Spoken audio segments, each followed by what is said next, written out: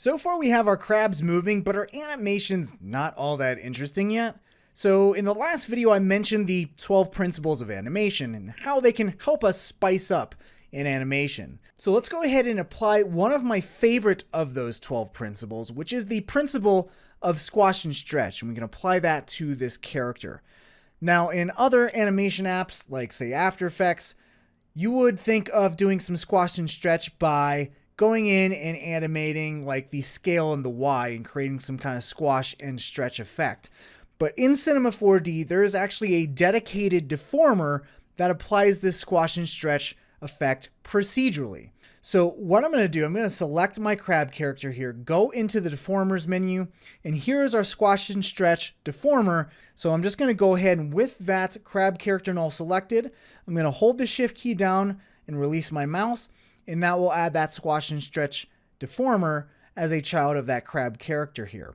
Now everything's looking very cluttered right now, so what I'm going to do is I'm going to select this crab character and I'm going to go and click the solo button, and you'll see everything disappeared but our null. So the solo button did what it's expected to do. It soloed the selected object, but what I want to do is also solo all of the children of this null. So what I can do is in this button right next to the solo button, I can click and hold and choose viewport solo hierarchy, and that will also solo all the children along with the null object that we had selected there. So if I select the squash and stretch deformer here, you can see there is this orange vertical line with a top and a bottom.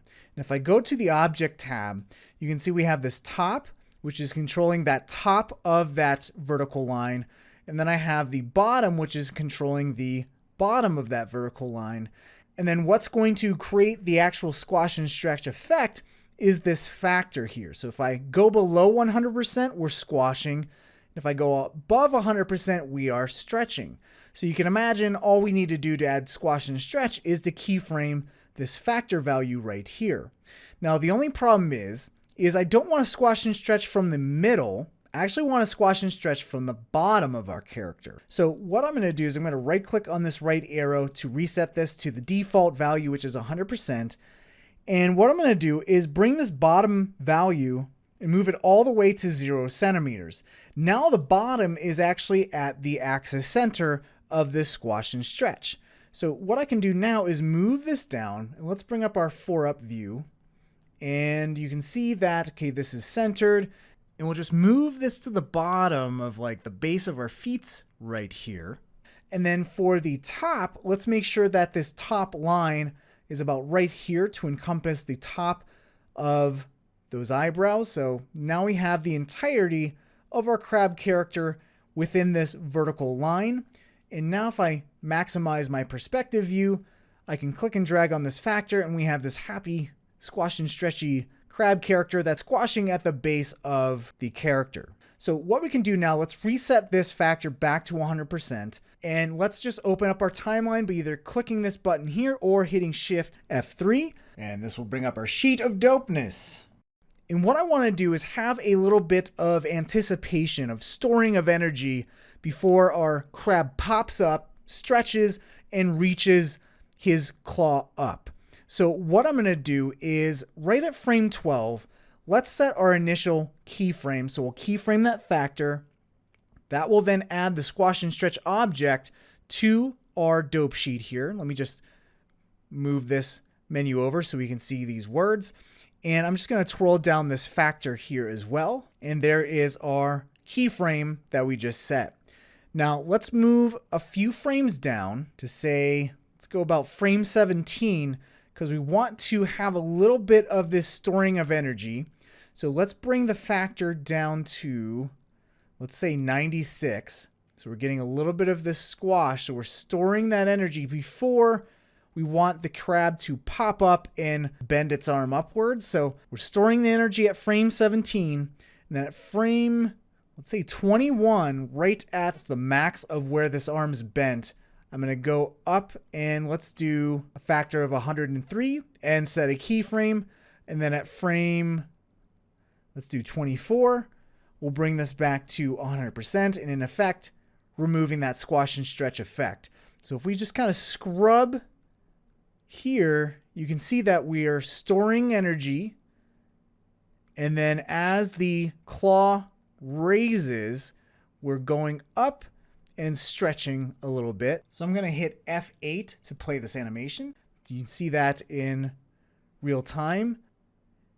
That's looking pretty good. Let's go ahead and select all these keyframes. I'm going to Command or Control click and drag to duplicate these keyframes. You can see the first frame is one keyframe right before the strength keyframe of our left arm. So I'm just going to Command click and drag and release my mouse and place this again one frame before the beginning of the bend of the claw. And then if we hit the spacebar or hit F8 to play your animation, you can see that squash and stretch. And of course, this isn't going to continue or repeat because we haven't set that up yet. So if we select factor and go to after and select repeat, you'll see that if I hit the spacebar, this will repeat, but this is looking kind of odd. And you can see that because after this frame, we're actually repeating this first frame here, we didn't add that hold keyframe here. So I'm going to Command and Control click and drag this keyframe out, and you'll see that now there's that hold keyframe. If I hit the spacebar, you can see this animation play. Now I'm going to use my 1 and 2 keys to pan and zoom to fill out my entire timeline here so I can see it. And you're going to see there's a little bit of a hitch at the end. And why that is if we check out our animation, we keyframed our arm bends to be 45 frames, and then they looped another 45 frames to fill up this full 90 frame animation. But you can see that we're actually ending this animation a frame after frame 45. So in order to have this factor track be 45 frames, we also need to offset this keyframe just by 1. And now this entire animation, if I move this back, will be 45 frames. We're just going to offset this. And another thing we're going to need to do is select this factor, and we actually need to have before this keyframe be repeating the end keyframe here. So I'm going to go and choose repeat for before as well. And now you'll see that keyframe, that little bit of a curve, be right at frame 0. And so now if I hit the spacebar to play this, you'll see that hitch is gone, and this is looking really nice. Now we can hit the tab key to go in here and adjust our F curve. So I can select all of these curves here, hold the Command or Control key down and adjust these curves, smooth them out a little bit. You can see what that looks like. That's looking pretty nice. And we can also go in and select both of these strength tracks, and you'll see that nothing is showing up in our F curve. And that's because the actual values of this strength is not actually viewable in this range we're at. So to frame up our F curves of those two tracks, I'm just going to hit the H key, and there you go. We have our animation curves here. And what if we want to say, I want the resting state of this claw to be lower. So I'm going to select this left arm bend, and I'm just going to click and drag to select all of these keyframes here. And let's just click and drag and move this up. And so maybe I want the resting point to be like right there. And we'll do the same thing for this right arm strength. So where's the resting state there? It's right here.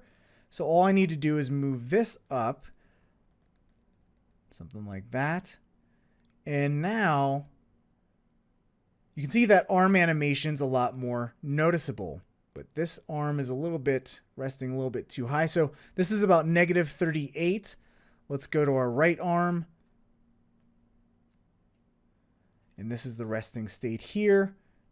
And this is -42. So I'm just going to move this up. So now this is about -38 as well. Again, we can just go into these keyframes and just go to that key value and actually enter in -38. And again, do the same thing right here, -38. And now you can see that, again, our arm animation's a little bit more noticeable. The arm is arcing a greater distance, and I think I'm liking this a lot more.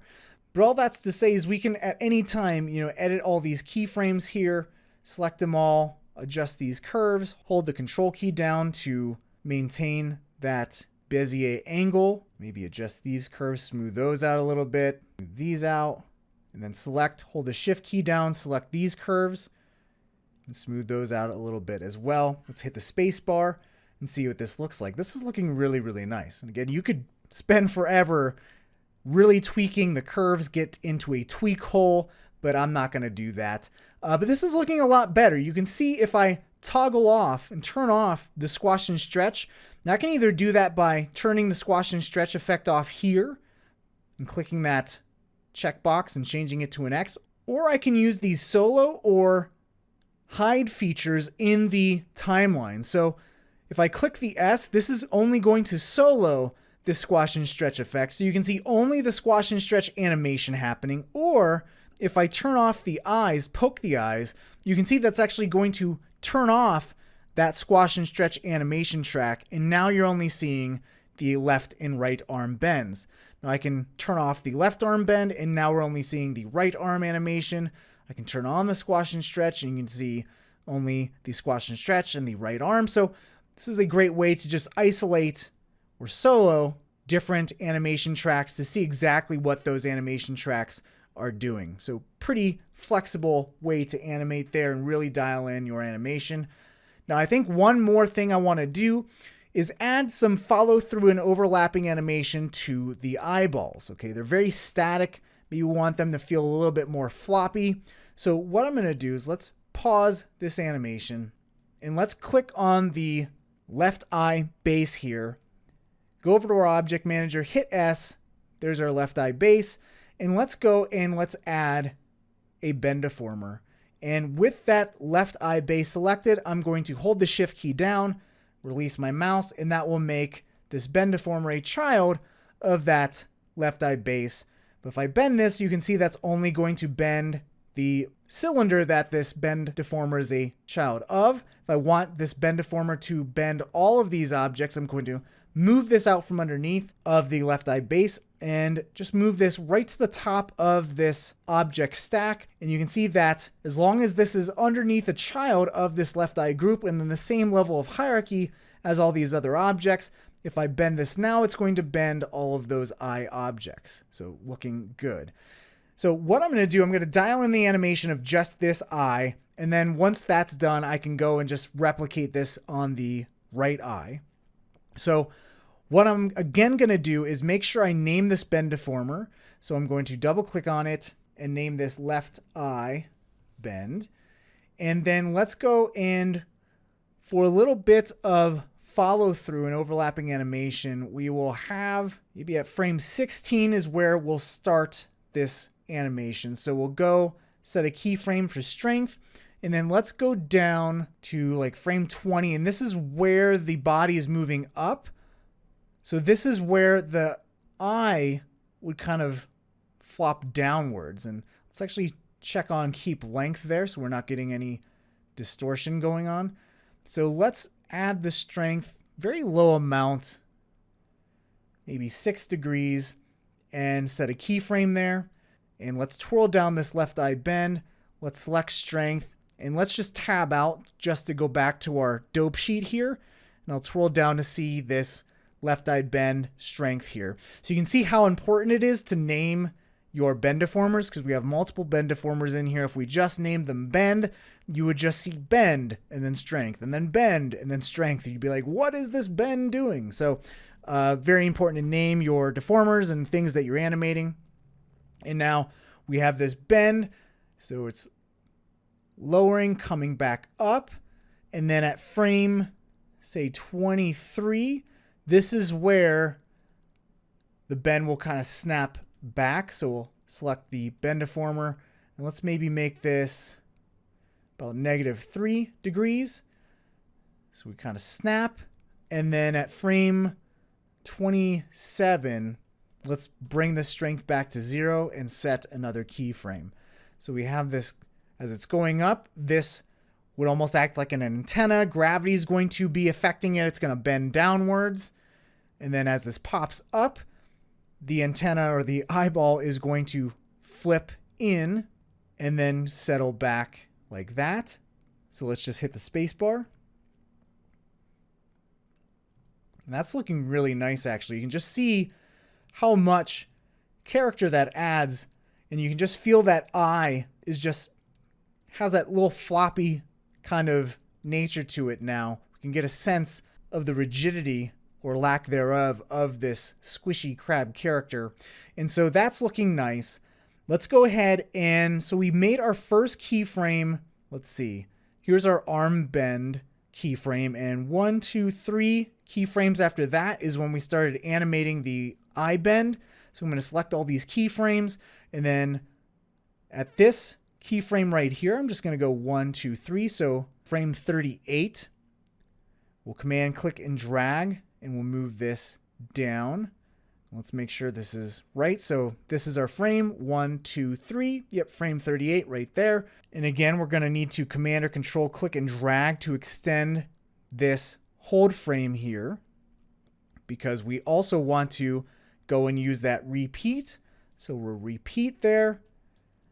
And just like we did before, where we needed to offset this animation track 1 frame because this was 1 frame beyond frame 45 or halfway through our animation, this bend track is actually 1, 2, 3, 4 frames after frame 45. So we need to offset this beginning keyframe 4 frames as well.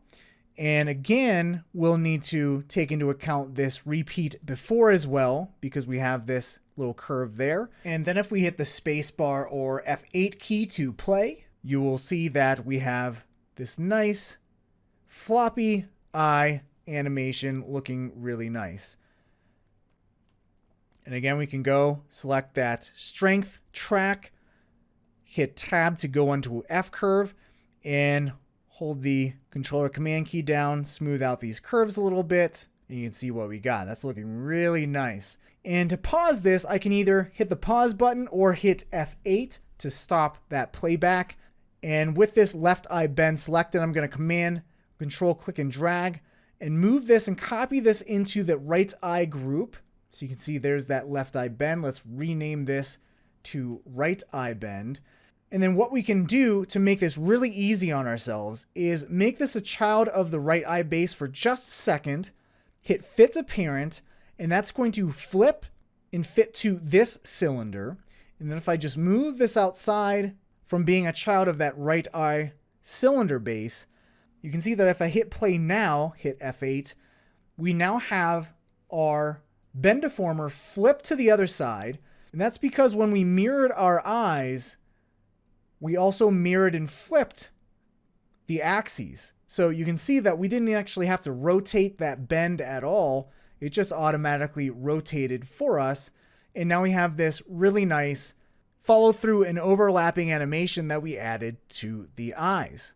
I'm going to hit F8 just to stop that playback. And I'm just going to leave you with a couple handy animation tips. Let's go back to our dope sheet mode by hitting tab. And what if, this was just a lot of animation tracks? What if you just wanted to worry about, say, the right eye bend and the left eye bend, and none of the other objects you want to actually show up in your dope sheet or in your timeline at all? What you can do is actually go to those 2 objects you want to solo, and you can just drag and drop these into the timeline, and you'll see that only these objects will now be shown. And now you can just focus on these 2 animation tracks. Okay, you can fully stretch this out. You don't have to worry about other tracks being in here. When you hit the tab key, you don't have to worry about any of the other tracks kind of clogging up the view in your F curve as well.